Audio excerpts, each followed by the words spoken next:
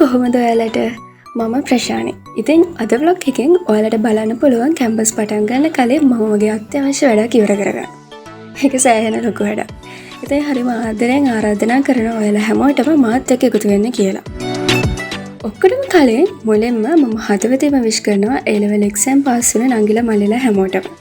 ඔයාලා හැමෝගෙම හින ඒ විදියටම සාර්ථක වෙන්න කියලා මම හදවතින්ම ප්‍රාර්ථනා කරනවා. වගේම අසමත් වෙන කෙනෙක් නම් ඔයා නංගි මල්ලි ඔයාලට සෑහෙන කාලයක් තියෙනවා. වැරදුන තැන හොයාගෙන අපි ආයෙම try කරමු. A level කියන්නේ ජීවිතේ නන් නෙමෙයි. ජීවිතේ දිනන ඊට වඩා හොඳ විදිහ ඕන තරම් තියෙනවා. කවුද දන්නේ? ඔයාගේ යාළුවා ඩිග්‍රී අරගෙන ජොබ් එක හොයාගෙන ඉද්දි ඔයා එයාලට ජොබ් එක දෙන තත්ත්වයක ඉන්නත් පුළුවන්. අපේ දෛවය හරිම බුදුම එකක්. අපිට ඕන වෙලාවට අපිට මුකුත්ම ලැබෙන්නේ නැහැ. හැබැයි අපි නොහිතන මොහොතක හොඳම දෙයක් අපිට ලැබෙන්න පුළුවන්. ඉතින් ඉවසීමෙන් බලාගෙන ඉමු. හරි, බණ කතාව ඉවරයි. මේ තැන ඔයා කොළඹ ඉන්න කෙනෙක් නම් හොඳට හුරු ඇති. කොහොම හරි මෙන්න මෙහෙම මම මේ යන්නේ මගේ කැඩුන කකුලට බෙහෙත් බඳින්න ආයුර්වේදෙට. මෙහි ස්ටාෆ් එක පුදුම තරම් කරුණාවන්තයි. හරිම හොඳයි. හිත උනත් නිවෙනවා මෙතනදී. වැදගත්ම දේ තමයි අපි මෙතනට ගියට පස්සේ සනීප වෙනවා කියන විශ්වාසය ඇති වෙනවා. ඒක සැනසීමක්. ඇත්තටම මම සනීප වෙන ගමන් ඉන්නේ සති දෙකකටත් වඩා අඩු කාලෙකින්. බෙහෙතත් ගත්තට පස්සේ තුනා මං ජීවිතේ වැඩිපුර මාස ගන්න කොච්චර ගියත් එපා නොවන එකම තැනකට ආයෙම යන්න. අනේ මන්ද මගේ හිත මෙතනදී පුදුම තරම් නිවෙනවා.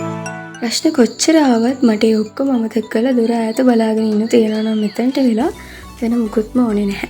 ඉතින් මේ හවස මුහුදු වෙරළට ඇවිල්ලා විනෝද වෙන පවුල් දිහා දැක්කම දුකකුත් හිතෙනවා. හැබැයි සතුටක් දැනෙනවා.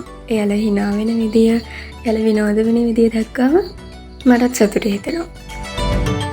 අපි හැමෝටම අපේ මොන කතාවක් තියෙනවා. ඒ වගේම ඒ හැම කතාවකම දෙපැත්තකුත් තියෙනවා. අපේ ජීවිතේ සමහර දවස් තියෙනවා අපි හරිම ආසාවෙන් ගෙවලා දාන. අනේ මෙච්චර ඉක්මනට ගෙවෙන්නේ ඇයි මේ දවස් කියලා හිතෙන. ඔය අතරෙම තවත් දවසක් එනවා අපේ හතුරෙක්ටවත් වෙන්න එපා කියලා අපිම ප්‍රාර්ථනා කරන.